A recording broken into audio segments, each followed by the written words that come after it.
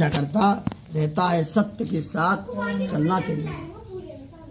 जो सत्य के संग जीवन अपना जीता है उसका भगवान ने हमेशा संग दिया है और देता है और देता रहे।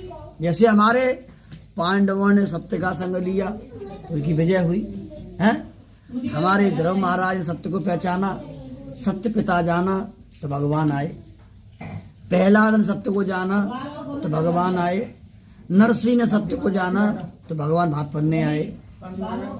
सुदामा ने सत्य को जाना तो कन्हैया रक्षा करने आए। तो सत्य को जो जानेगा उसका भगवान हमेशा संग। इसका अर्थ है प्रतिज्ञा ये कर ले गोविंद, प्राण निकले कोई गम नहीं, सत्य को हमेशा अपनाऊंगा।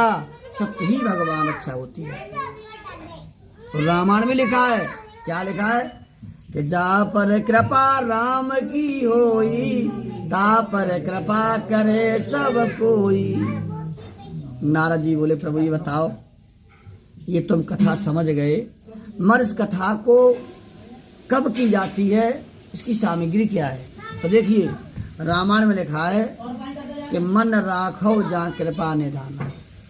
जब मन लग जाए तुम्हारा, आप कहीं देश में विदेश में किराए के मकान में, खेत खरियान में, गड्ढा में, कहूँ बैठे हो, जेल में तो नहीं बैठ रहे हो, जब मन करे आपका तो आप ब्राह्मण गोला कथा करा सकते हो। कोई तारीख हो, कोई रोक नहीं। क्यों कि भगवान के यहाँ कोई तिथि लिखी नहीं है। भगवान कहते हैं कि भाव का भूखा हूँ मैं, भाव के सार है, भाव से हमको भजे हो जाए बेड़ा पार है। तो भगवान तो भाव का भूखा। भगवान ये नहीं देखता है कि आप ब्राह्मण हो, आप यादव हो, आप ठाकुर हो, कोई जात क्यों ना हो, सबका अधिकार करने का है। अब रही बात ये किस कथा, ये बताइए कथा का सामग्री क्या है? तो देखिए क्या लिखा है कि प्रेम से प्रकट होए भगवान। भगवान के लिए आपने कढ़ाई केला तो भगवान ने खाने नहीं आ रहा है, भगवान के लिए भाव को देख रहा है।